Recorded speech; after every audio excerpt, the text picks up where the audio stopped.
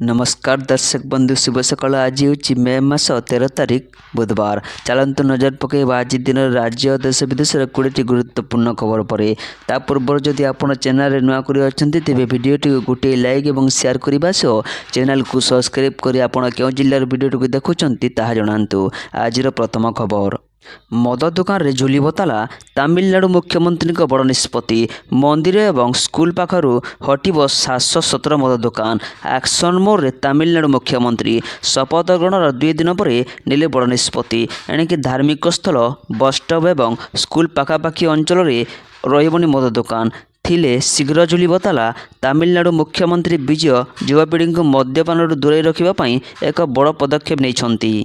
से मंदिर, मस्जिद, चर्च, स्कूल, कॉलेज एवं बस स्टॉपर 500 मीटर मध्य मद दुकान गुड़ी को बंद करने को निर्देश देते। एथिरे 171 मद दुकान रही जो शीघ्र ताला पड़े जाऊँगी। 2 सप्ताह मध्य पूर्व सरकार चलुवा TSMC मद दुकान बंद करने को निर्देश जारी कर मुख्यमंत्री जोसेफ विजय।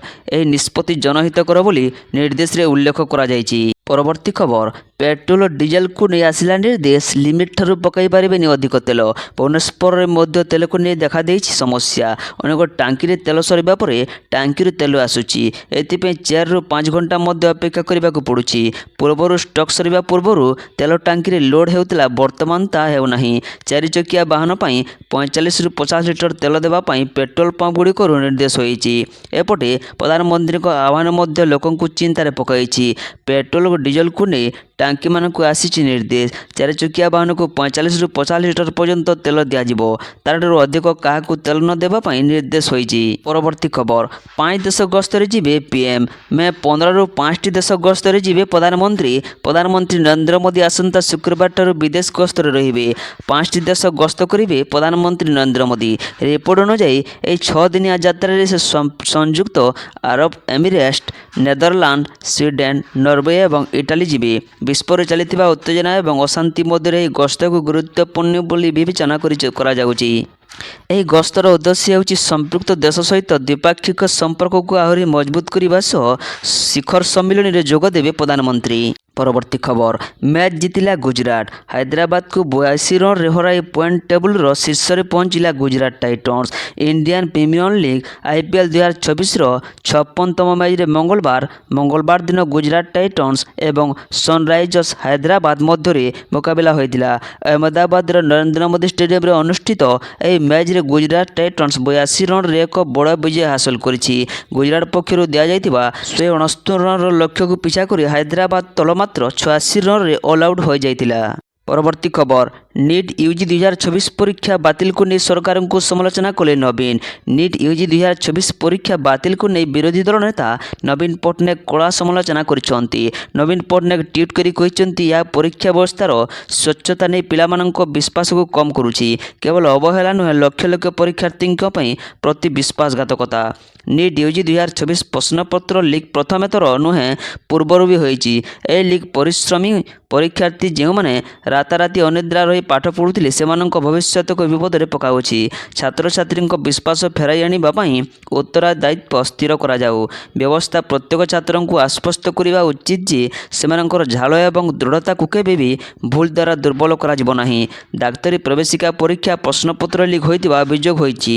ଫଳରେ ନ୍ୟାସନାଲ ଟେଷ୍ଟିଂ ଏଜେନ୍ସି NTA ମଙ୍ଗଳବାର ମେ 3ରେ ଅନୁଷ୍ଠିତ ନିଟ୍ ୟୁଜି 2024 ପରୀକ୍ଷାକୁ ବାତିଲ କରିଛି। ଏହାକୁ ନେଇ ସାରା ଦେଶରେ ବିରୋଧ କରାଯାଉଥିବା ବେଲେ राहुल गांधी मध्य यह नहीं केंद्र सरकार उपरे बर्षिंट। परवर्ती खबर, अमेरिका उपरे बड़ परमाणु आक्रमण करिबो ईरान। आमे 90% यूरेनियम समृद्धीकरण करुचु। अमेरिका को परमाणु आक्रमण धमक देला ईरान। संभाव्य परमाणु आक्रमण संपर्क में कड़ा शब्द चेतावनी दे ईरान 90% जाए शुद्धता स्तर पर्यंत यूरेनियम समृद्ध करने को निजर उद्देश्य प्रकाश करिछि। ईरान संसदर मुखपात्र इब्राहिम रेजाई मंगलवार दिन कहते जदि ईरान पर पुणी आक्रमण हुए तेबे यह 90% शुद्धता स्तर पर्यंत यूरेनियम समृद्ध करिपारिबो। एही स्तर रे एपरि यूरेनियम परमाणु अस्त्र व्यवहार पई उपयुक्त हेबो। से सोशल मीडिया प्लेटफॉर्म X माध्यम रे चेतावनी दैछंती। ପରବର୍ତ୍ତୀ ଖବର ସିଆର୍ପିଏଫ୍ରେ ବଡ଼ ନିଯୁକ୍ତି 9195 ପଦବୀ ପାଇଁ ଆବେଦନ କରିବାର ଶେଷ ସୁଯୋଗ। Central reserve police force CRPF ପକ୍ଷରୁ କନେଷ୍ଟବଳ ନିଯୁକ୍ତି 2024 ପାଇଁ ଆବେଦନ ପ୍ରକ୍ରିୟା ଖୁବ୍ ଶୀଘ୍ର ବନ୍ଦ ହେବାକୁ ଯାଉଛି।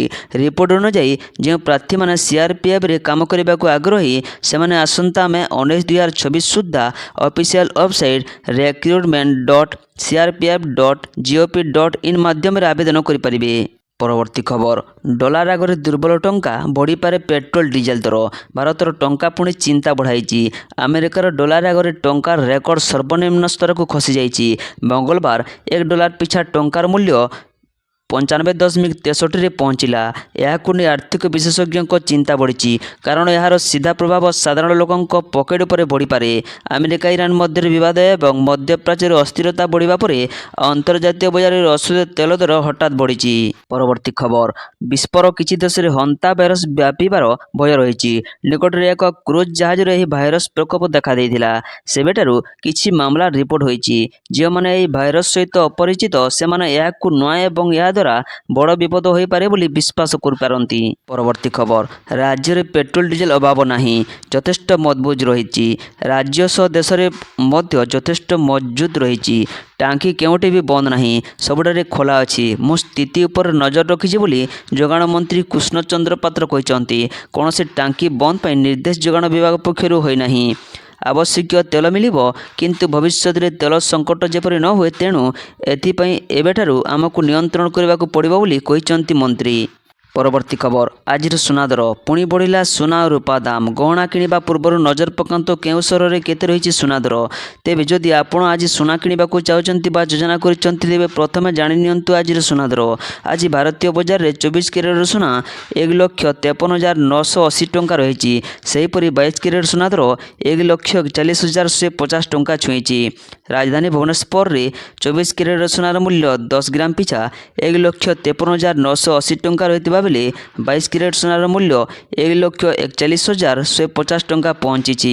ସେହିପରି ରୂପାର ମୂଲ୍ୟ କିଲୋ ପିଛା 2,90,000 ଟଙ୍କା ହୋଇଛି।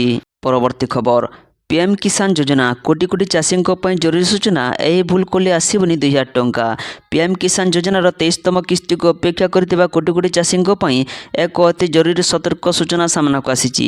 ସରକାର ଖୁବ୍ ଶୀଘ୍ର ହିତାଧିକାରୀଙ୍କ ଖାତାକୁ 2,000 ଟଙ୍କା ପଠାଇବା ପାଇଁ ପ୍ରସ୍ତୁତି ଚଳାଇଛନ୍ତି, କିନ୍ତୁ ଆପଣଙ୍କର ଏକ ସାମାନ୍ୟ ଅବହେଳା ଯୋଗୁଁ ଏହି ଟଙ୍କାର ଅଧାରେ ଅଟକି ଯାଇପାରେ। ବିଗତ କିଛି ସମୟ ମଧ୍ୟରେ ଦେଖାଯାଇଛି ଯେ ଡାଟାରେ ସାମାନ୍ୟ ତ୍ରୁଟି ଯୋଗୁଁ ଲକ୍ଷ ଲକ୍ଷ ଚାଷୀଙ୍କ ଟଙ୍କା ଅଟକି ରହିଛି। ଯଦି ଆପଣ ଚାହୁଁଛନ୍ତି ଯେ ଆପଣଙ୍କ ବ୍ୟାଙ୍କ ଆକାଉଣ୍ଟରୁ ଏଭଳି କିସ୍ତି ବିନା କୌଣସି ବାଧାରେ ଆସୁ, ତେବେ ତୁରନ୍ତ ନିଜର ଷ୍ଟାଟସ୍ ଏବଂ ତଥ୍ୟ ଯାଞ୍ଚ କରନ୍ତୁ। ଡିଜିଟାଲ ଯୁଗରେ ଏବେ ବ୍ୟବସ୍ଥା ଅଧିକ କଡ଼ାକଡ଼ି ହୋଇଯାଇଛି, ତେଣୁ ନିଜ ପ୍ରୋଫାଇଲ ଅପଡେଟ୍ ରଖିବା ସବୁ ଚାଷୀଙ୍କ ପାଇଁ ବାଧ୍ୟତାମୂଳକ। ପରବର୍ତ୍ତୀ ଖବର ଆମ ସୁବାହକ ଯୋଜନାରେ ସ୍ୱାବଲମ୍ବୀ ହେଉଛି ମହିଳା। ଓଡ଼ିଶାର ମହିଳାମାନଙ୍କୁ ଆର୍ଥିକ ଭାବେ ସ୍ୱାବଲମ୍ବୀ କରିବା ସହ ପରିବହନ କ୍ଷେତ୍ରରେ ସେମାନଙ୍କ ଅଂଶଗ୍ରହଣ ବୃଦ୍ଧି କରିବା ପାଇଁ ରାଜ୍ୟ ସରକାର ପ୍ରମୁଖ କାର୍ଯ୍ୟକ୍ରମ ଆତ୍ମନିର୍ଭର ମହିଳା ସୁବାହକ ଆମ ସୁବାହକ ଯୋଜନା ଏକ ମାଇଲଖୁଣ୍ଟ ସାବ୍ୟସ୍ତ ହୋଇଛି।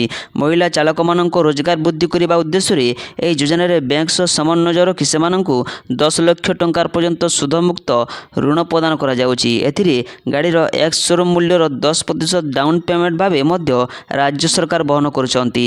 ସରକାର ଗ୍ୟାରେଣ୍ଟିର ରହି ଗାଡ଼ିର କ୍ରେଡିଟ୍ ଗ୍ୟାରେଣ୍ଟି ଚାର୍ଜ ଏବଂ ସମସ୍ତ ସୁଧ ଖର୍ଚ୍ଚ ବହନ କରୁଛନ୍ତି।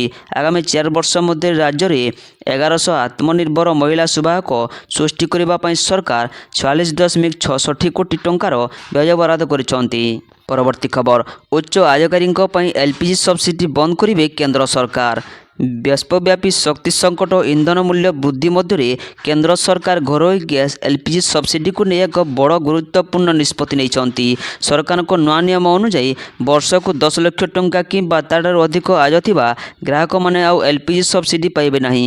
ଏହା ମାଧ୍ୟମରେ ସରକାର ଅସହାୟ ପ୍ରକୃତ ହିତାଧିକାରୀଙ୍କୁ ଅଧିକ ସହାୟତା ପ୍ରଦାନ କରିବା ସହ ଦେଶର ଶକ୍ତି ସମ୍ପଦ ସୁରକ୍ଷା କରିବାକୁ ଲକ୍ଷ୍ୟ ରଖିଛନ୍ତି। ସରକାରୀ ତୈଳ କମ୍ପାନୀମାନେ ଯେପରି ଇଣ୍ଡିଆନ ଅଏଲ, ଭାରତ ପେଟ୍ରୋଲିୟମ ଓ ହିନ୍ଦୁସ୍ତାନ ପେଟ୍ରୋଲିୟମ ଆୟକର ବିଭାଗର ତଥ୍ୟ ଆଧାରରେ ଏହି ଗ୍ରାହକଙ୍କୁ ଚିହ୍ନଟ କରୁଛନ୍ତି, ଯେଉଁମାନେ ସବସିଡି ପାଇବାର ଯୋଗ୍ୟ ନୁହନ୍ତି। ଏହି ଯାଞ୍ଚ ପରେ ଯୋଗ୍ୟତାହୀନତା ଗ୍ରାହକଙ୍କ ସବସିଡି ବନ୍ଦ କରାଯିବ। କମ୍ପାନୀମାନେ ଏମିତି ଗ୍ରାହକଙ୍କୁ ମେସେଜ ପଠାଇବା ଆରମ୍ଭ କରିଛନ୍ତି, ଯେଉଁଥିରେ ସେମାନଙ୍କ ଆୟ ସୀମା ସରକାର ନିର୍ଦ୍ଧାରିତ ମାପଦଣ୍ଡଠାରୁ ଅଧିକ ଥିବା କଥା ଉଲ୍ଲେଖ ରହିଛି। ପରବର୍ତ୍ତୀ ଖବର ଜୁନ୍ 1ରୁ ମହିଳାଙ୍କୁ ମିଳିବ 3,000 ଟଙ୍କା। ସରକାରୀ ବସ୍ରେ ଯାତ୍ରା ମାଗଣା।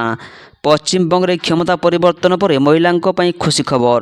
ନୂଆ ସରକାର ପ୍ରଥମ କାର୍ଯ୍ୟ ଦିବସରେ ହିଁ ମୁଖ୍ୟମନ୍ତ୍ରୀ ଶୁଭେନ୍ଦୁ ଅଧିକାରୀ ନିର୍ବାଚନୀ ପ୍ରତିଶ୍ରୁତି ପୂରଣ କରିବା ଆରମ୍ଭ କରିଛନ୍ତି। ଆସନ୍ତା ଜୁନ୍ 1 ତାରିଖରୁ ଅନ୍ନପୂର୍ଣ୍ଣା ଭଣ୍ଡାର ଯୋଜନାରେ ମହିଳାମାନଙ୍କ ବ୍ୟାଙ୍କ ଆକାଉଣ୍ଟକୁ ମାସିକ 3,000 ଟଙ୍କା ଆସିବା ସହ ସରକାରୀ ବସ୍ରେ ମାଗଣା ଯାତ୍ରା ସୁବିଧା ମିଳିବ ବୋଲି ରାଜ୍ୟ ସରକାର ଘୋଷଣା କରିଛନ୍ତି। ପରବର୍ତ୍ତୀ ଖବର ହାଇକୋର୍ଟ ଜାରି କଲେ ବିସ୍ତୃତ ନିର୍ଦ୍ଦେଶାବଳୀ। ଗିରଫର 24 ଘଣ୍ଟା ମଧ୍ୟରେ ମାଜିଷ୍ଟ୍ରେଟଙ୍କ ନିକଟରେ ହାଜର ବାଧ୍ୟତାମୂଳକ। ଅଭିଯୁକ୍ତଙ୍କୁ ଗିରଫ କରାଯିବାର 24 ଘଣ୍ଟା ମଧ୍ୟରେ ନିକଟତମ ମାଜିଷ୍ଟ୍ରେଟଙ୍କ ନିକଟରେ ହାଜର କରିବା ସାମ୍ବିଧାନିକ ତଥା ବାଧ୍ୟତାମୂଳକ। ଅନ୍ୟ ରାଜ୍ୟରୁ ଗିରଫ ହୋଇଥିବା ମଧ୍ୟ ପୁଲିସ ଏହି ପ୍ରକ୍ରିୟାକୁ ଏଡ଼ାଇ ପାରିବ ନାହିଁ। ଏକ ଜାମିନ ଆବେଦନର ଶୁଣାଣି ବେଳେ ହାଇକୋର୍ଟର ବିଚାରପତି ଜଷ୍ଟିସ ଗୌରୀଶଙ୍କର ଶତପଥୀ ଏଭଳି ମନ୍ତବ୍ୟକୁ କରିବା ସହ ଅଭିଯୁକ୍ତଙ୍କୁ ଜାମିନ ପ୍ରଦାନ କରିଛନ୍ତି। ପରବର୍ତ୍ତୀ ଖବର ନିଟ୍ ୟୁଜି 2024 ପରୀକ୍ଷା ବାତିଲ। ପ୍ରଶ୍ନପତ୍ର ଲିକ୍ ନେଇ ନିଷ୍ପତ୍ତି ନେଲା ଏନ୍ଟିଏ। ଦେଶର ସର୍ବବୃହତ ଡାକ୍ତରୀ ପ୍ରବେଶିକା ପରୀକ୍ଷା ନିଟ୍ ୟୁଜି 2024 ସମ୍ପର୍କରେ ଏକ ବଡ଼ ନିଷ୍ପତ୍ତି ନିଆଯାଇଛି। ନିଟ୍ ୟୁଜି 2024 ପରୀକ୍ଷା ବାତିଲ ହୋଇଛି। ପରୀକ୍ଷା ବାତିଲ କଲା ଏନ୍ଟିଏ। ପ୍ରଶ୍ନପତ୍ର ଲିକ୍ ନେଇ ଏନ୍ଟିଏ ଏଭଳି ନିଷ୍ପତ୍ତି ନେଇଛି। ପରୀକ୍ଷା 3 ମଇ 2024ରୁ ଚାଲିଥିବା ପ୍ରଶ୍ନପତ୍ର ଲିକ୍ ମାମଲାର ତଦନ୍ତ କରିବ ସିବିଆଇ। ପରୀକ୍ଷାର୍ଥୀଙ୍କ ହିତ ଦୃଷ୍ଟିରୁ ଏନ୍ଟିଏ ଏଭଳି ନିଷ୍ପତ୍ତି ନେଇଛି। ଏନ୍ଟିଏ ତଦନ୍ତ ସମୟରେ ବ୍ୟୁରୋକୁ ପୂର୍ଣ୍ଣ ସହଯୋଗ କରିବ ଏବଂ ତଦନ୍ତ ପାଇଁ ଆବଶ୍ୟକ ସମସ୍ତ ରେକର୍ଡ ଏବଂ ସହାୟତା ଯୋଗାଇବ। ଏହା ସହିତ ଏନ୍ଟିଏ ଘୋଷଣା କରିଛି ଯେ ପରୀକ୍ଷା ପାଇଁ ନୂତନ ତାରିଖ ଖୁବ୍ ଶୀଘ୍ର ପ୍ରକାଶ କରାଯିବ। 10 ଲକ୍ଷରୁ ଅଧିକ ଛାତ୍ରଛାତ୍ରୀଙ୍କୁ ଏବେ ପୁନର୍ପରୀକ୍ଷା ଦେବାକୁ ପଡ଼ିବ। ଏହି ନିଷ୍ପତ୍ତି ପରେ ଛାତ୍ର ଏବଂ ଅଭିଭାବକଙ୍କ ମଧ୍ୟରେ ଚିନ୍ତା ଏବଂ ଅସନ୍ତୋଷ ଭାବନା ସୃଷ୍ଟି ହୋଇଛି। ଏନ୍ଟିଏ ଅନୁଯାୟୀ ନୂତନ ତାରିଖରେ ପରୀକ୍ଷା ଦେବା ପାଇଁ ପ୍ରାର୍ଥୀମାନଙ୍କୁ ନୂତନ ପଞ୍ଜୀକରଣ ଆବଶ୍ୟକ ହେବ ନାହିଁ କିମ୍ବା କୌଣସି ଅତିରିକ୍ତ ପରୀକ୍ଷା ଫି ନିଆଯିବ ନାହିଁ। ଛାତ୍ରଛାତ୍ରୀମାନେ ପୂର୍ବରୁ ଦେଇଥିବା ଫି ମଧ୍ୟ ଫେରସ୍ତ କରାଯିବ। ସଂଶୋଧିତ କାର୍ଯ୍ୟସୂଚୀ ଘୋଷଣା ପରେ ନୂତନ ପ୍ରବେଶପତ୍ର ଜାରି କରାଯିବ। ଏହା ବ୍ୟତୀତ ନୂତନ ତାରିଖରେ ପରୀକ୍ଷା କଡ଼ା ସୁରକ୍ଷା ବ୍ୟବସ୍ଥା ମଧ୍ୟରେ କରାଯିବ। ପରବର୍ତ୍ତୀ ଖବର ଆସୁଛି ମୌସୁମୀ। ଏଥର ସ୍ୱାଭାବିକ ସମୟରେ ଆସିବ ମୌସୁମୀ। ସ୍ୱାଭାବିକ ଠାରୁ ଅଧିକ ବର୍ଷା ହେବ। ମୌସୁମୀ ବାୟୁ ଅଗ୍ରସର ହେବା ପାଇଁ ପାଗ ଅନୁକୂଳ। ଏଥର ସ୍ୱାଭାବିକ ସମୟରେ ଆସିବ ମୌସୁମୀ। ପ୍ରତିବର୍ଷ ମେ 18ରୁ 19 ମଧ୍ୟରେ ପ୍ରାୟତଃ ଆଣ୍ଡାମାନ ଛୁଇଁଥାଏ ମୌସୁମୀ ବାୟୁ। ଏହାପରେ ଆଗକୁ ବଢ଼ି କେରଳ ନିକଟରେ ଜୁନ୍ ପ୍ରଥମ ସପ୍ତାହରେ ପହଞ୍ଚିଥାଏ। କେରଳ ଛୁଇଁବାର 10ରୁ 12 ଦିନ ମଧ୍ୟରେ ଓଡ଼ିଶାକୁ ଅଗ୍ରସର ହୋଇଥାଏ ମୌସୁମୀ। କିନ୍ତୁ ଚଳିତ ବର୍ଷ ଏହି ପ୍ରକ୍ରିୟା ସହଳ ହେବ। ଏପରିକି ସ୍ୱାଭାବିକ ଠାରୁ ଅଧିକ ବର୍ଷା ହେବା ନେଇ ପୂର୍ବାନୁମାନ କରିଛି ଭାରତୀୟ ପାଣିପାଗ ବିଭାଗ। ପରବର୍ତ୍ତୀ ଖବର ଆଜି ପ୍ରକାଶ ପାଇପାରେ ସିବିଏସ୍ଇ ଦ୍ୱାଦଶ ଶ୍ରେଣୀ ପରୀକ୍ଷାଫଳ। ଆଜି ଆସିପାରେ ସିବିଏସ୍ଇ ଦ୍ୱାଦଶ ଶ୍ରେଣୀ ପରୀକ୍ଷାଫଳ। ମଧ୍ୟାହ୍ନ 12ଟାରେ ଫଳ ବାହାରିବା ପରେ ପରୀକ୍ଷାର୍ଥୀମାନେ cbse.gov.in ଏବଂ cbse.result.nic.in ଏବଂ result.cbse.nic.in ମାଧ୍ୟମରେ ସେମାନଙ୍କର ଫଳ ଜାଣିପାରିବେ। ଏଥିସହ ଡିଜିଲକର ଏବଂ SMS ମାଧ୍ୟମରେ ବି ପରୀକ୍ଷା ଫଳ ଉପଲବ୍ଧ ହେବ। ସୂଚନା ଅନୁଯାୟୀ ଗତ ମାସ ସିବିଏସ୍ଇ ଦଶମ ଶ୍ରେଣୀ ପରୀକ୍ଷା ପ୍ରକାଶ ପାଇବା ପରେ ଏବେ ସିବିଏସ୍ଇ ବୋର୍ଡର ନିଷ୍ପତ୍ତି ଅନୁଯାୟୀ ସିବିଏସ୍ଇ ଦଶମ ଶ୍ରେଣୀ 2 ଓ ବୋର୍ଡ ପରୀକ୍ଷା ତାରିଖ ଘୋଷଣା ହୋଇଥିଲା। ପରବର୍ତ୍ତୀ ଖବର ନ୍ୟାୟ ପାଇଁ ଶବ ଢାଳ। ଅଭିଯୁକ୍ତଙ୍କୁ ଧରିବାକୁ ମୃତଦେହକୁ 15 କିମି ସାଇକେଲରେ ବୋହିଲେ ପରିବାର। ନ୍ୟାୟ ଦାବିରେ ସାଇକେଲରେ ବୁହା ହେଲା ଶବ। 15 କିମି ସାଇକେଲରେ ମୃତଦେହ ବୋହିଲେ ପରିବାର ଲୋକ। ବାଲେଶ୍ୱର ଜିଲ୍ଲା ଖଇରା ଥାନା ହରିପୁର ଗାଁରୁ ସାମ୍ନାକୁ ଆସିଛି ଏଭଳି ଅଭାବନୀୟ ଦୃଶ୍ୟ। ଗତ 10 ତାରିଖରେ ଘର ଛାତ ପକାଇବାକୁ ନେଇ ଦୁଇ ପରିବାର ମଧ୍ୟରେ ଗଣ୍ଡଗୋଳ ହୋଇଥିଲା। ପଡ଼ୋଶୀ ଭରତ ଜେନାଙ୍କ ପରିବାର ଲୋକ ସୁରେନ୍ଦ୍ର ସେଠୀଙ୍କ ପରିବାରକୁ କୋଦାଳରେ ଆକ୍ରମଣ କରିଥିଲେ। ଏହି ରକ୍ତାକ୍ତ ସଂଘର୍ଷରେ ସୁରେନ୍ଦ୍ରଙ୍କ ଭଉଣୀ କମଳା ସେଠୀଙ୍କୁ ମୃତ୍ୟୁ ହୋଇଥିବା ବେଳେ ସ୍ତ୍ରୀ ଶକୁନ୍ତଳା ଗୁରୁତର ଅବସ୍ଥାରେ ଏସ୍ସିବିରେ ଚିକିତ୍ସିତ ହେଉଛନ୍ତି। ଏହି ଘଟଣା ଖଇରା ପୁଲିସ କିଛି ଅଭିଯୁକ୍ତଙ୍କୁ ଗିରଫ କରାଯାଇଛି।